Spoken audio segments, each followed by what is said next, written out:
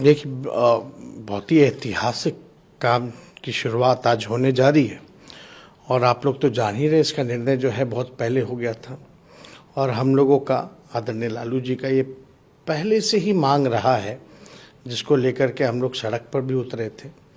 और लालू जी के रहते हुए यूपीए की सरकार ने, मनमोहन जी की सरकार ने ये कराया भी था।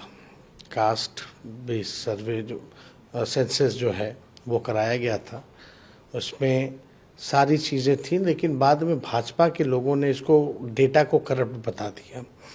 उसके बाद से हम लोग, आप लोगों ने देखा होगा विधानसभा में भी, जब हम नेता विरोधी दल थे तो हमने प्रस्ताव रखा था, प्रधानमंत्री जी से भी मिलके आए थे। उस समय माननीय मुख्यमंत्री जी का भी हम लोगों को सहयोग मिला और हम लोग सब लोग मिल करके आए और भारत सरकार से मांग कर रहे थे कि पूरे देश में जो है ये होना चाहिए।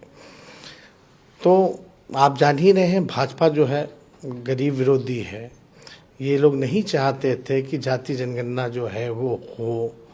पूरी कोशिश इन लोगों ने की कि किसी भी प्रकार से जो सही आंकड़े हैं लोगों के पास पेश ना हो सके।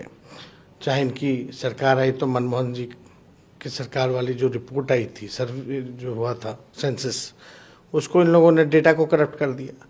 जब हम लोग गए तो भी आपने देखा होगा कि भाजपा कैसे मटिया रही थी। लेकिन अब आज इसकी शुरुआत हो रही है और इसका नाम दिया गया है कास्ट बेस्ड सर्वे, और एक एक चीज़ की जानकारी जो है माननीय मुख्यमंत्री जी ने भी बताया ही है, सारी बातें विस्तार रूप से, कि इसको एक एक चीज़, उपजाति से लेकर के हर चीज़ और आर्थिक चीज़ को भी इसमें जो है जोड़ा जा रहा है।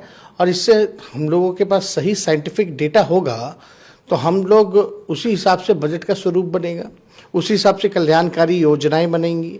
जो लोग आर्थिक रूप से कमज़ोर है, जो लोग गरीब है, कहाँ हमको कौन से सेक्शन को आगे लेकर चलना है, ये सारा आंकड़े जो है वो सबके सामने आ जाएंगे। कौन भूमिहीन है, कौन कचरा धोता है, कौन नाला साफ करता है, कौन जो है आप भीख मांगने का काम करता है, कौन एक कमरे में बसर करता है, कौन सा परिवार, ये सारे आंकड़े जो है हम लोगों के समक्ष आ जाएगा।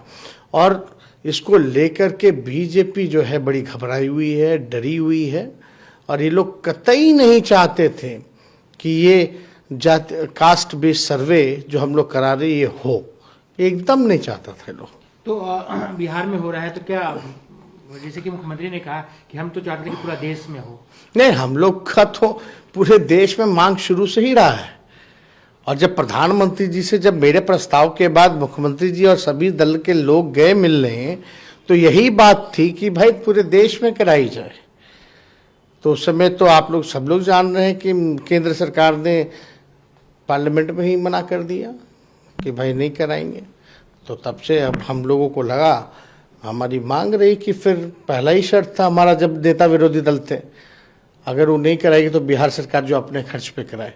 तो हमें खुशी है, आज हम लोग सरकार में हैं और माननीय नीतीश जी के नेतृत्व में हम लोग सब लोग जब साथ में हैं तो इसकी शुरुआत की जा रही है। बीजेपी कह रही है कि आप लोग भलाई के लिए नहीं कर रहे हैं, एक राजनीतिक एजेंडे के तहत कर रहे हैं। नहीं, कोई बेवकूफ़ी वाली बात है, फायदा है, इससे बेवकूफ़ी वाली बात है। उन लोगों को कुछ समझ में आता है नहीं, कुछ भी बोलना है, विरोध करना है तो वो करते रहते हैं। साइंटिफिक डाटा क्यों नहीं होना चाहिए किसी के पास? हमारे राज्य के लोगों की क्या स्थिति है, क्या हमें नहीं पता होना चाहिए? कौन गरीब है, कौन भूमिहीन है, कौन कचरा धोता है, कौन ठेला धोता है, कौन नाला साफ करता है,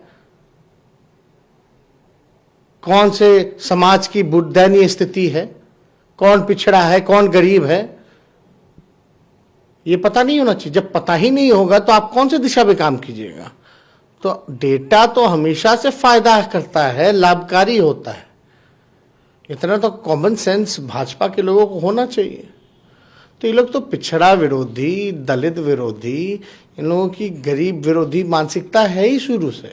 ये लोग नहीं चाहते हैं।